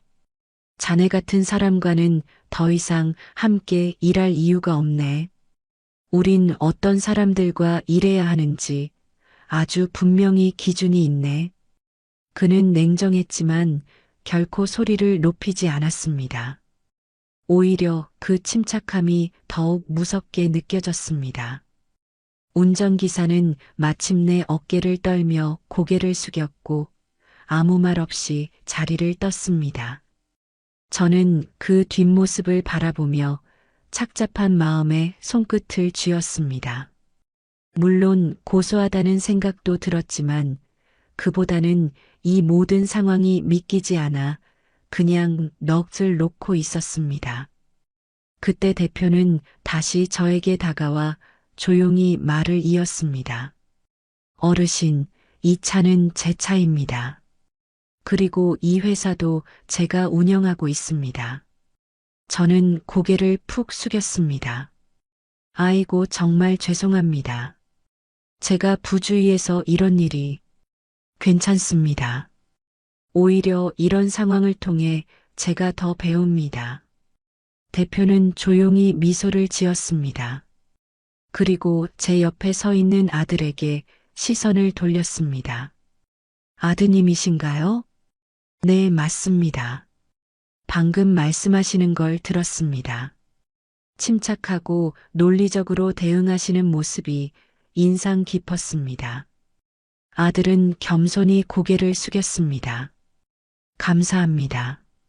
저는 그저 어머니를 지키고 싶어서 그 마음이 느껴졌습니다. 대표는 손을 내밀며 명함 하나를 건넸습니다. 혹시 지금 일자리를 찾고 계신가요? 아들의 눈이 순간 커졌습니다. 저는 너무 놀라 아들을 바라보았고 아들은 한참을 망설이다 조용히 명함을 받아들었습니다. 저희 회사에 오셔서 함께 일해 보시는 건 어떠신가요? 그 말에 아들은 입술을 달싹이며 물었습니다. 제가 어떤 일을 하게 되나요? 대표는 미소 지으며 말했습니다. 법무 및 안전관리 업무입니다. 아까처럼 감정에 휘둘리지 않고 사안을 정확히 판단할 수 있는 분이 필요합니다. 제 판단이 틀리지 않았다면 아드님은 충분히 그 역할을 해내실 수 있을 겁니다. 아들은 숨을 고르며 고개를 끄덕였습니다. 감사합니다. 기회 주신다면 열심히 하겠습니다. 대표는 고개를 끄덕이고는 다시 제게로 시선을 돌렸습니다. 그리고 어르신께도 한 가지 여쭤보고 싶은 게 있습니다. 저는 깜짝 놀랐습니다. 저요? 네. 저희 회사에서 건물 내부 청소를 맡아주실 분을 찾고 있습니다. 지금 하시는 일도 물론 의미 있는 일이지만 저희 회사에서 일하시면 보다 안전하고 정기적인 급여와 복지를 받으시며 일하실 수 있습니다. 저는 말을 잇지 못하고 그저 대표를 바라보기만 했습니다. 머릿속이 하얘졌습니다. 이런 말을, 이런 제안을 제가 듣게 될 줄은 상상도 못했으니까요. 생각해 보시고 결정해 주세요. 저는 기다리겠습니다. 그 말에 저는 결국 참았던 눈물을 흘리고 말았습니다. 살면서 단 한 번도 이렇게 따뜻한 제안을 받아본 적이 없었기 때문입니다. 며칠 후, 저는 아들과 함께 정식으로 그 회사의 본사에 출근하게 되었습니다. 회사 이름은 한결산업개발. 대표님, 아니, 이제는 저에게 사장님이 된 정도연 사장님의 안내로 건물 이곳저곳을 둘러보고 제가 담당하게 될 층과 청소 루트를 배정받았습니다. 이렇게 깨끗하고 현대적인 건물 안에서 제가 일하게 될 줄은 정말 몰랐습니다. 리어카를 밀던 손에 고급 건물의 유리문 손잡이를 쥐고 있다는 사실만으로도 저는 마치 꿈을 꾸는 것 같았습니다. 출근 첫날 사무실 직원 한 분이 저를 보며 환하게 웃으며 인사하셨습니다. 할머니, 좋은 아침이에요. 오늘도 힘내세요. 저는 두 손을 모으고 고개를 숙였습니다. 아이고, 좋은 아침이에요. 열심히 하겠습니다. 그 인사 한마디가 그렇게 고마울 수가 없었습니다. 누군가에게 좋은 아침이라는 말을 듣는 일이 이토록 따뜻한 일이라는 걸 그날 처음 깨달았습니다. 그동안은 아무도 저에게 그런 말을 해주지 않았습니다. 새벽 어스름 혼자 폐지를 줍던 저는 마치 그림자처럼 살아왔으니까요. 아들은 사무실 한쪽, 법무 및 안전관리 부서로 배정받았습니다. 익숙한 업무는 아니었지만 그는 금방 적응해 나갔고 상사들과 동료들에게도 좋은 인상을 남겼습니다. 저는 청소를 마치고 쉬는 시간에 아들과 점심을 함께 먹기도 했습니다. 같은 공간에서 일한다는 사실만으로도 어쩐지 서로가 덜 외로워진 것 같았습니다. 어느 날 점심을 먹으며 아들에게 조심스레 물었습니다. 요즘 일할 만하니? 아들은 수저를 내려놓고 미소 지었습니다. 응, 엄마 덕분에 정말 좋은 기회를 얻은 거니까 더 열심히 하려고. 어머니는 어때요? 힘들진 않으세요? 아이고, 힘들기는. 일하는 게 얼마나 감사한데. 그렇게 나날이 안정되어 가는 듯 했던 어느 날 7층 로비에서 작은 소동이 벌어졌습니다. 그날은 유독 바쁜 날이었습니다. 외부 손님도 많았고 회의가 겹쳐 있는지 여기저기서 전화벨 소리가 끊이지 않았습니다. 저는 로비 바닥을 닦고 있었고 허리를 한번 펴려던 찰나였습니다. 그때였습니다. 등 뒤에서 날카로운 목소리가 들려왔습니다. 여기서 뭐 하시는 거예요? 깜짝 놀라 뒤를 돌아보니 낯선 여성이 팔짱을 낀 채 저를 내려다보고 있었습니다. 그녀는 새로 부임한 관리팀 팀장이라고 했습니다. 이름은 최정미. 입고 있던 회색 수트는 빳빳했고 눈매는 냉정하게 다듬어져 있었습니다. 아이고, 팀장님. 잠깐 허리 좀 펴고 있었어요. 오늘 로비 쪽 회의 많다고 해서 아침부터 서둘러 다 했고요. 저는 조심스레 말하며 손에 들고 있던 걸레를 들어보였습니다. 그러자 그녀는 코웃음을 치더니 말했습니다. 청소 시간에 복도에 서서 허리 펴는 게 습관이신가 보죠? 다들 일하는 시간에 이러고 계시면 그 모습 좋게 보일까요? 그 말에 저는 얼굴이 화끈거렸습니다. 주위엔 아직 직원들도 있었고 몇몇이 슬쩍 저희 쪽을 쳐다보는 것도 느껴졌습니다. 아이고, 아니에요. 죄송합니다. 어서 다시 닦겠습니다. 됐어요. 다시는 이런 모습 안 봤으면 좋겠네요. 어르신이라도 예외는 없습니다. 여긴 회사니까요. 그녀의 눈빛에는 존중이 없었습니다. 마치 늙은 청소부 하나쯤이라는 표정이었습니다. 그날 이후 그녀는 저를 유독 신경 쓰는 듯 자주 찾아왔습니다. 청소 시간을 1분만 넘겨도 쪼아댔고 물걸레에 먼지 하나라도 있으면 눈살을 찌푸렸습니다. 다른 청소 직원들과 쉬는 시간에 차 한 잔 나눠 마시고 있을 때도 그녀는 문을 벌컥 열며 차가운 말투로 말을 던졌습니다. 여긴 수다 떠는 데가 아닙니다. 쉬는 시간이라고 해도 기본은 지켜주세요. 그 말에 휴게실 안은 한순간에 얼어붙었습니다. 다들 컵을 내려놓으며 고개를 숙였고 저는 아무 말 없이 조용히 자리에서 일어났습니다. 사실 저는 일을 대충 한 적이 없었습니다. 무릎이 아파도 바닥 구석구석을 닦았고 화장실 거울엔 얼룩 하나 없도록 신경 썼습니다. 하지만 그녀의 눈엔 아무것도 보이지 않는 듯 했습니다. 며칠 뒤엔 식당에서까지 일이 터졌습니다. 점심시간이라 청소부 직원들 몇 명과 함께 식판을 들고 자리에 앉으려는데 그녀가 다시 나타났습니다. 여기서 뭐 하시는 거죠? 아이고, 점심시간이라 밥 먹으려던 건데요. 여긴 정직원 식당입니다. 청소 계약직 분들은 별도 공간 이용하셔야죠. 순간 제 손에 들린 수저가 떨렸습니다. 무언가가 가슴 안에서 철컥 내려앉는 느낌이었습니다. 저희도 다 회사 사람인데 식사 공간이 따로. 규정입니다. 불만 있으세요? 저는 아무 말도 할 수 없었습니다. 할머니들과 함께 식판을 들고 조용히 식당 밖으로 나왔습니다. 쏟아질 듯한 억울함을 꾹꾹 눌러 삼키며 다시 휴게실로 향하던 중 뒤에서 들려오는 목소리가 들렸습니다. 나이 드셨다고 특별 대우 바라지 마세요. 여긴 그런 거 없습니다. 그녀는 그렇게 말하며 식당 안으로 들어갔고 저는 그 자리에 멈춰 선 채 눈을 감았습니다. 이 회사는 분명 저에게 기적 같은 기회를 줬던 곳이었습니다.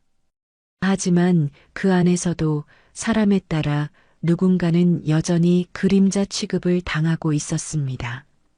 저는 서서히 용기를 내야겠다는 생각이 들기 시작했습니다. 더 이상 이렇게 움츠러들 수만은 없다고요. 그리고 그날 밤 저는 아들에게 처음으로 털어놓았습니다. 엄마, 사실은 회사에서 요즘 좀 힘든 일이 있어. 그날 밤 저는 식탁에 앉아 조용히 물을 마시며 민석이를 기다리고 있었습니다. 늦은 시간까지 야근을 하고 돌아온 민석이는 어깨에 피로가 잔뜩 묻은 채 문을 열고 들어섰습니다. 저는 그가 신발을 벗기도 전에 조심스레 말을 꺼냈습니다. 민석아, 엄마가 말 못한 게 하나 있는데 오늘은 좀 들어줄래? 민석이는 눈을 깜빡이며 식탁 맞은편에 앉았습니다. 저는 숨을 크게 들이쉬고는 천천히 입을 열었습니다. 요 며칠 동안 회사에서 좀 마음이 힘들었어. 그 새로운 여자 팀장 있잖니. 이름이 최정미라고. 민석의 표정이 단번에 굳어졌습니다. 그 사람이 어머니께 뭐라고 했어요? 저는 처음엔 숨기고 싶었지만 이제는 말하지 않으면 안 된다는 생각이 들었습니다. 하나둘 이야기를 꺼냈습니다. 로비에서 허리 펴던 저를 향해 청소부 주제에 예외 없다고 하던 말, 휴게실에서 차 한 잔 마시며 동료들과 잠깐 웃던 걸 두고 수다 떤다고 소리쳤던 일, 식당에서 쫓겨나며 정직원 공간은 안 된다고 말하던 모습까지 이야기를 다 끝마치고 나니 저는 저도 모르게 눈가가 붉어졌습니다. 민석이는 한동안 말이 없었습니다. 입술을 꾹 다문 채 테이블 위를 뚫어져라 바라보더니 마침내 고개를 들었습니다. 어머니, 더는 참지 마세요. 제가 해결하겠습니다. 민석아, 그냥 참아도 돼. 나이 들면 서러운 거야. 엄마는 괜찮아. 괜찮은 게 아니에요. 어머니가 아무렇지 않게 넘기시는 일이 누군가에게는 사람 하나 짓밟는 짓입니다. 그건 참는다고 되는 문제가 아니에요. 민석이의 말은 단호했고 저는 그 말에 가슴이 뜨거워졌습니다. 그래, 저는 평생 참고 살아왔습니다. 누가 뭐라고 해도 그냥 제 탓이라 여기며 고개를 숙이고 살았습니다. 그게 어른이 되는 거라 믿었고 가족을 지키는 길이라 생각했지요. 하지만 민석이의 눈빛은 말하고 있었습니다. 이젠 제가 더 이상 혼자 짊어지지 않아도 된다고. 누군가 제 편이 되어줄 수 있다고. 그날 밤 민석이는 대표님께 직접 면담을 요청했습니다. 며칠 뒤 정도연 사장님은 직접 우리 둘을 회의실로 불러주셨습니다. 회의실은 조용했고 따뜻한 햇살이 창문 너머로 들어오고 있었습니다. 사장님은 의자에 앉자마자 조용히 물으셨습니다. 무슨 일이 있었는지 천천히 말씀해 주세요. 민석은 사장님의 눈을 바라보며 한마디 한마디 또박또박 말을 이었습니다. 어머니께서 이 회사에 계시면서 여러 차례 인격적인 모욕을 받으셨습니다. 청소 업무를 성실히 수행하고 있음에도 불구하고 팀장이라는 사람에게 반복적으로 공개적인 무시와 차별을 당하셨습니다. 사장님의 얼굴이 서서히 굳어졌습니다. 민석은 계속 말을 이었습니다. 식당에서 직원이 아니라고 쫓겨났고 복도에서 허리를 펴고 있는 걸 문제 삼았으며 휴게실에서 차 마시는 일조차 꾸짖음을 들었습니다. 어머니는 늘 겸손하게 일하시고 누구보다 성실하게 청소하십니다. 그런데도 단지 계약직이라는 이유로 그 존엄이 훼손된 건 참을 수 없습니다. 저는 고개를 푹 숙이고 있었습니다. 민석이 그렇게까지 강하게 말하는 모습을 보니 한편으로는 미안하고 또 한편으로는 든든했습니다. 사장님은 잠시 눈을 감고 계시더니 천천히 입을 여셨습니다. 정확히 말씀해 주셔서 감사합니다. 모든 상황을 바로잡겠습니다. 그리고 은자 어르신, 그동안 많이 힘드셨죠? 저는 조심스럽게 고개를 들었습니다. 아닙니다. 제가 잘 못한 것도 있었을 거예요. 허리 펴는 것도, 차 한 잔 마시는 것도 눈치껏 했어야 했는데. 아닙니다. 사장님의 말은 단호했습니다. 누구에게나 쉴 권리가 있고 인간으로서 존중받을 권리가 있습니다. 저희 회사는 그런 기본을 지키기 위해 존재하는 곳이어야 합니다. 만약 그것이 지켜지지 않았다면 그것은 저의 책임입니다. 그 말에 저는 울컥했습니다. 대표님의 그 말 한마디가 그 모든 모욕보다 1000배는 따뜻했습니다. 그날 오후 사장님은 회사 내부 공지를 올렸습니다. 모든 부서장과 팀장을 대상으로 긴급 회의를 소집했고 회의실 안은 무거운 긴장감으로 가득했습니다. 사장님은 조용히 자리에서 일어나 말씀하셨습니다. 우리는 건물 하나를 유지하는 기업이 아닙니다. 사람을 지키는 기업입니다. 사람을 물건처럼 대하는 순간 이 회사는 존재할 가치가 사라집니다. 그 한마디에 누구도 말을 잇지 못했습니다. 그리고 사장님은 마지막으로 말했습니다. 최정미 팀장은 오늘부로 관리팀장직에서 해임됩니다. 회사의 철학과 맞지 않는 인물은 함께 갈 수 없습니다. 그 순간 저는 제 귀를 의심했습니다. 그리고 회의실 밖 복도에서 그 소식을 듣고 있던 다른 청소부 어르신들이 조용히 박수를 치기 시작했습니다. 그 손끝은 조심스러웠지만 떨림은 단단했습니다. 그 박수 소리는 누구보다 오랜 시간 묵묵히 살아온 사람들의 작지만 깊은 외침이었습니다. 그날 이후 저는 더는 그림자처럼 숨지 않았습니다. 휴게실에서도 차를 마시며 이야기를 나눴고 복도에서도 어깨를 펴고 당당히 걸었습니다. 사람들이 저를 은자 어머님이라 부르며 웃으며 인사할 때면 저는 정말 가족처럼 느껴졌습니다. 그리고 민석이는 그날부터 더 당당하게 일했습니다. 누군가 억울한 일을 겪을 때 가장 먼저 나서서 도왔고 동료들에게 신뢰받는 사람으로 자리 잡았습니다. 우리는 그렇게 진심이 통하는 회사를 만들어가고 있었습니다. 며칠이 지나고 회사 분위기는 눈에 띄게 달라졌습니다. 식당에서는 청소 어르신들과 정직원들이 자연스럽게 어울려 앉게 되었고 휴게실 문은 언제나 활짝 열려 있었습니다. 누구도 눈치를 보지 않았고 오히려 먼저 차 한 잔 권하는 이들도 생겨났습니다. 저는 하루하루가 고맙고 기적처럼 느껴졌습니다. 그날 오후 일이 끝나갈 무렵이었습니다. 1층 로비 유리창을 닫고 있었는데 직원 한 분이 다가와 말했습니다.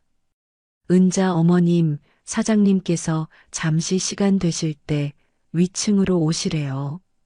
처음엔 순간 당황스러웠습니다. 무슨 일일까 걱정도 들었고 또 괜한 부담감에 손이 땀에 젖었습니다. 하지만 이내 마음을 다잡고 천천히 10층 사무실로 향했습니다. 고급 회의실 문 앞에서 잠시 심호흡을 하고 문을 두드렸습니다. 어르신, 어서 오세요. 편하게 앉으세요. 정도연 사장님은 정중히 맞아주셨고 작은 원탁 테이블 위엔 따뜻한 보리차가 놓여 있었습니다. 저는 머뭇거리며 자리에 앉았습니다. 바쁘실 텐데 제가 괜히 불편하게 한 건 아닌지. 전혀 그렇지 않습니다. 오히려 제가 그동안 말씀드리고 싶었던 이야기가 있어서요. 사장님의 표정은 조용했지만 진지했습니다. 저는 고개를 끄덕이며 그의 말을 기다렸습니다. 사실 제가 어르신을 처음 뵈었을 때부터 계속 생각났던 분이 계십니다.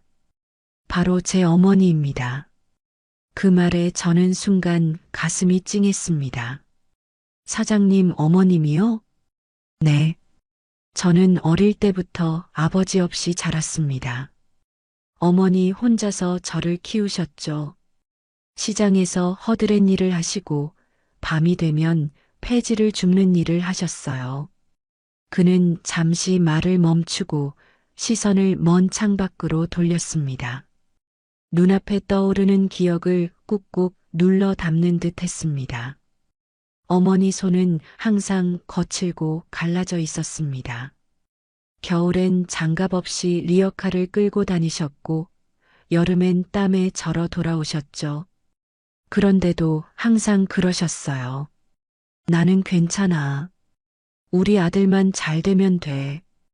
그의 말에 저는 그 어머니가 어떤 분이었을지 그려지는 듯 했습니다. 저 역시 제 자식들이 굶지 않고 무사히 살아가는 것만이 바람이었던 사람입니다. 제가 어릴 적 어느 겨울밤이었습니다. 새벽에 잠이 오질 않아 창밖을 내다봤더니 어머니가 리어카를 끌며 골목 어귀에서 어떤 남자에게 꾸지람을 듣고 계셨습니다. 정확히 기억합니다. 그 남자가 이렇게 말했어요. 앞 좀 똑바로 보고 다녀요, 아줌마. 남의 차 망가뜨려 놓고 뭐 하자는 겁니까? 사장님의 손끝이 가늘게 떨렸습니다. 그는 조용히 숨을 들이마시고 말을 이었습니다. 그때 어머니는 잔뜩 웅크린 채 죄송합니다만 반복하셨어요. 제가 그걸 멀리서 보고 얼마나 화가 났는지 모릅니다. 그런데도 어머니는 괜찮다, 괜찮다며 저를 달래셨어요. 아무렇지 않은 척 하셨지만 그날 밤 저는 눈을 감을 수가 없었습니다. 저는 손을 무릎 위에서 꼭 쥐었습니다. 그 말 한마디 한마디가 제 마음을 꿰뚫 듯 들어왔습니다. 그래서 저는 그때 다짐했습니다. 성공하겠다고, 돈을 벌겠다고, 꼭 어머니가 더 이상 무시당하지 않게 만들겠다고. 그는 눈을 내리깐 채 조용히 웃었습니다. 하지만 그 웃음 속엔 울음 같은 게 섞여 있었습니다. 결국 저는 대학에 가고 일하고 회사를 세웠습니다. 어머니께 처음 월급을 드렸을 땐 어머니가 그렇게 울면서 하시던 말이 있었어요. 이제야 좀 살맛난다. 우리 아들 참 잘 컸다. 그 말을 들으며 저도 모르게 눈물이 고였습니다. 사장님이 고개를 들고 저를 바라보며 말했습니다. 그래서 어르신을 뵈었을 때 저는 어머니 생각이 났습니다. 리어카를 끌고 조심스럽게 골목길을 지나가던 그 모습, 얼어붙은 손끝, 조심스럽게 고개를 숙이며 죄송하다 말씀하시던 눈빛. 그는 말을 멈추고 조용히 제게 말했습니다. 저는 그런 어르신이 누군가에게 사람 아닌 취급을 받는 걸 도저히 참을 수 없었습니다. 제 어머니가 그랬던 것처럼요. 저는 참던 눈물을 그만 떨구고 말았습니다. 손끝이 떨렸고 목구멍이 메어 말이 나오지 않았습니다. 제가 사장이라는 자리에 있으면서 할 수 있는 건 많지 않을지도 모릅니다. 하지만 한 가지는 분명히 믿습니다. 이 세상에서 가장 존중받아야 할 사람은 자신의 몸을 바쳐 가족을 지키는 사람이라는 것. 그 말에 저는 입술을 달싹였지만 할 수 있는 말이 없었습니다. 그저 두 손을 무릎 위에서 모은 채 고개를 깊이 숙였습니다.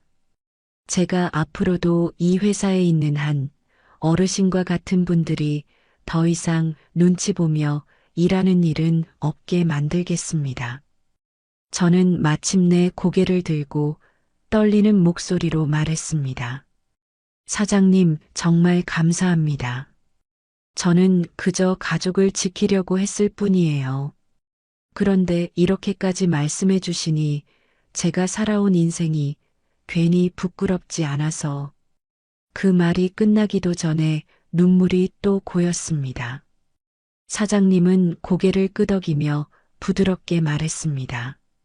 어르신은 저에게 부끄럽지 않은 삶을 가르쳐 주셨습니다. 감사합니다. 그날 회의실을 나서며 저는 느꼈습니다. 제가 이 세상에서 처음으로 존중이라는 것을 온전히 받아들인 날이었다는 걸. 시간이 흐르며 제 삶은 어느새 제법 안정이라는 단어와 가까워졌습니다.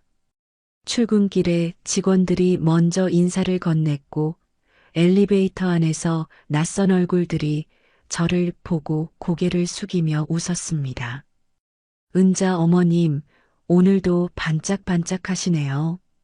그런 말을 들을 때면 제 손에 쥔 걸레가 부끄럽지 않았습니다.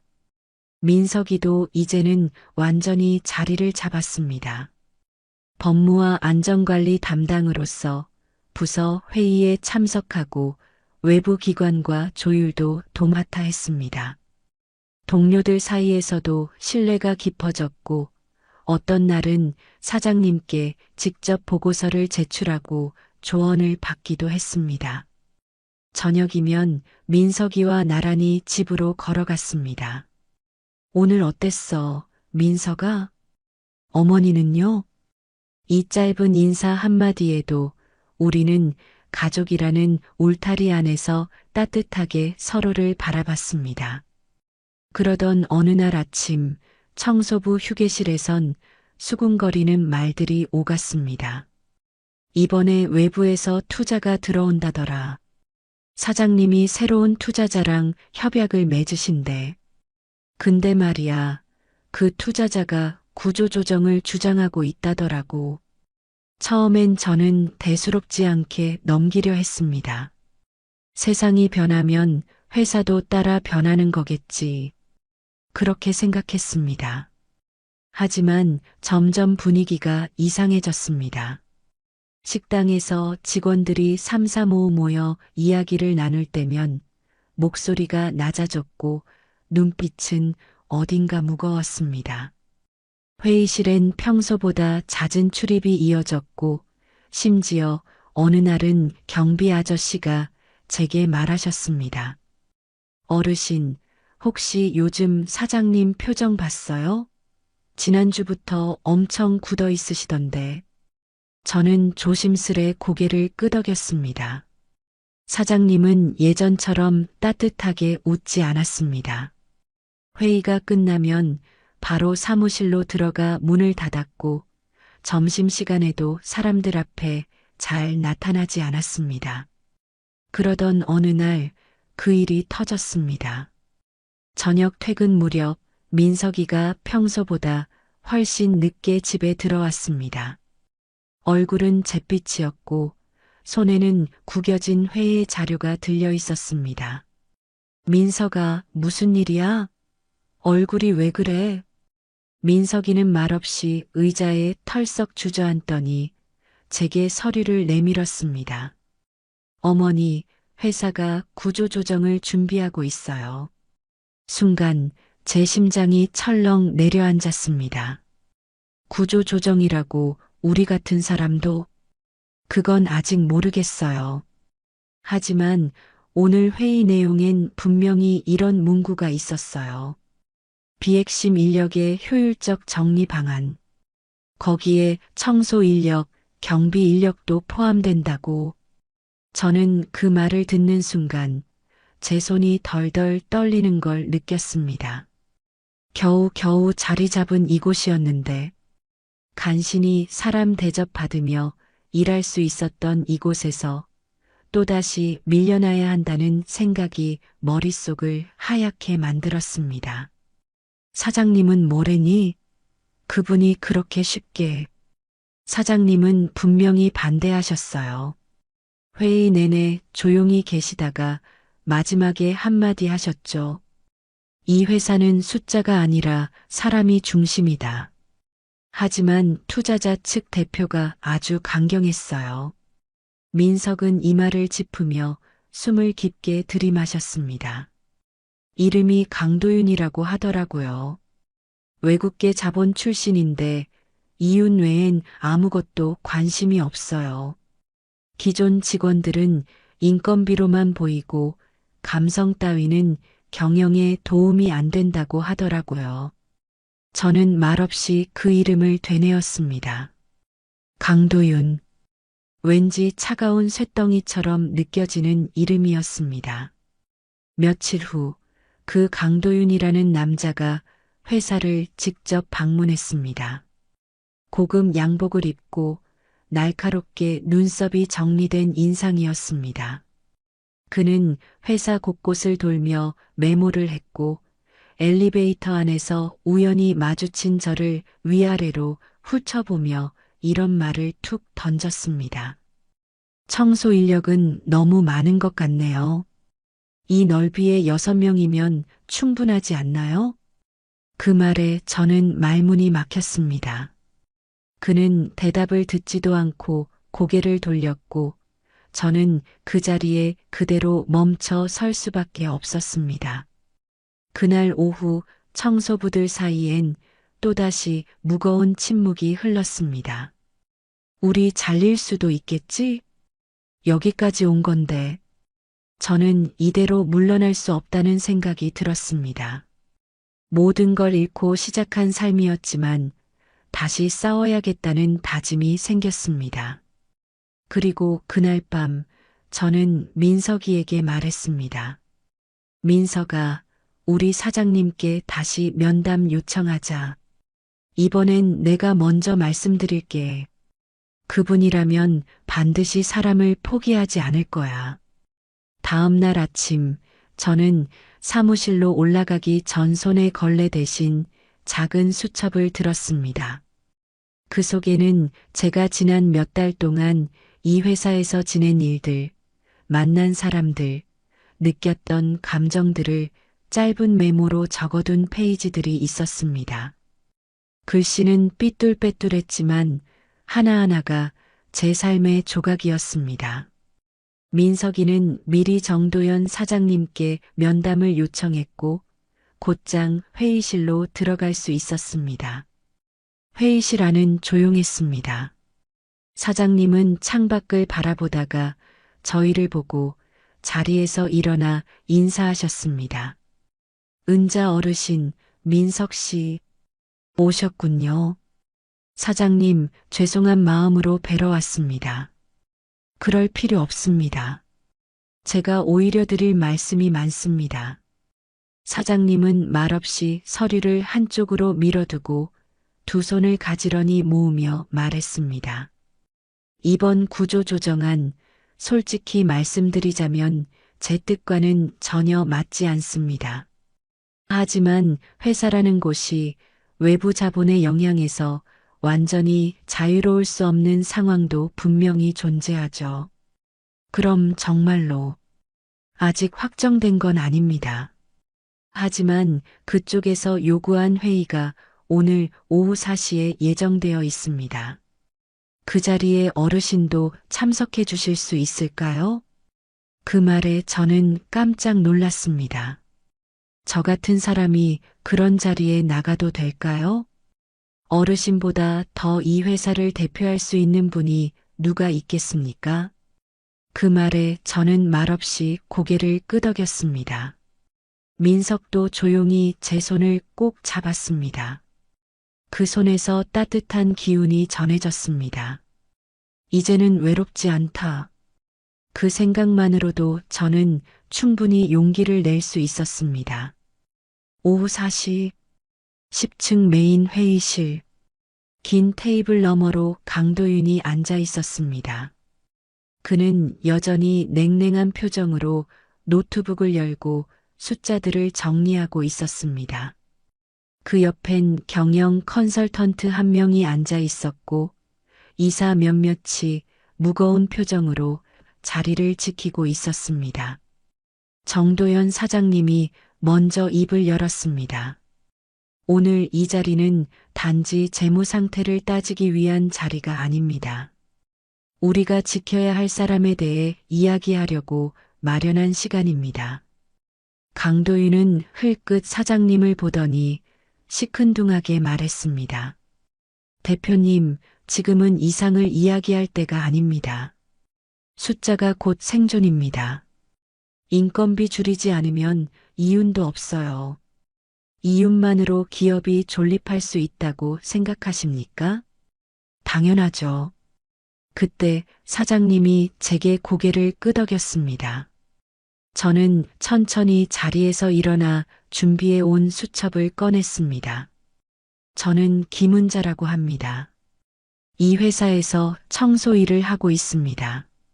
몇몇 이사진이 놀란 눈으로 절 바라봤지만 저는 흔들림 없이 말을 이었습니다. 제가 이곳에 처음 왔을 땐 그냥 하루 벌어 밥 한 끼 먹을 수 있으면 좋겠다는 마음뿐이었습니다. 그런데 이 회사는 저를 사람 대하듯 대해줬습니다. 이름을 불러주고 눈을 마주쳐주고 식당에서 같이 밥을 먹을 수 있게 해줬습니다. 그게 뭐 대단한 일이냐고 하실 수 있겠지만 저 같은 사람에겐 그게 삶을 되찾는 일이었습니다. 회의실 안은 조용해졌습니다.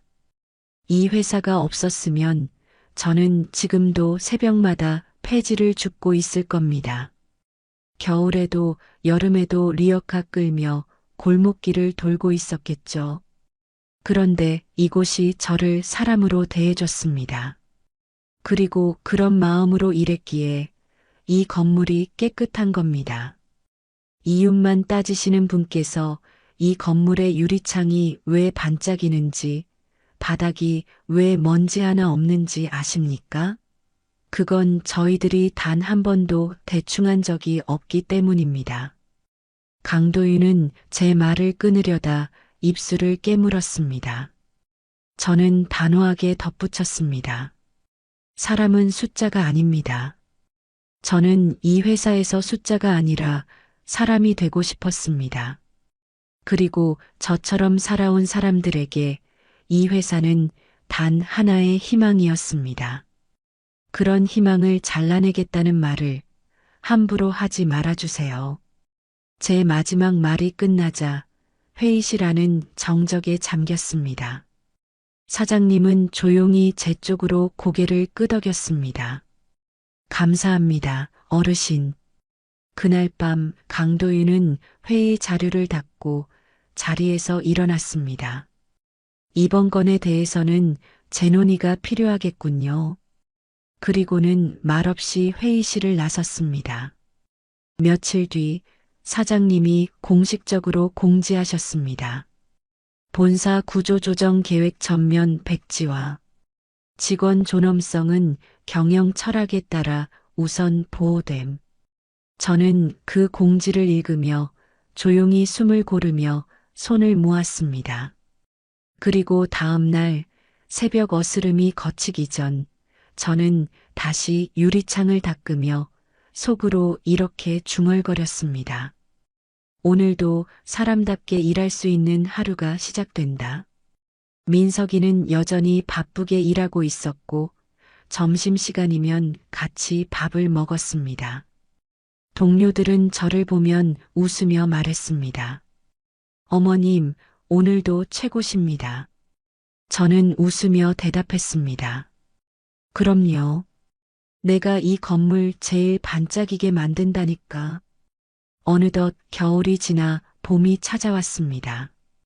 꽃이 피기 시작하고 창문 너머 바람이 부드러워졌습니다.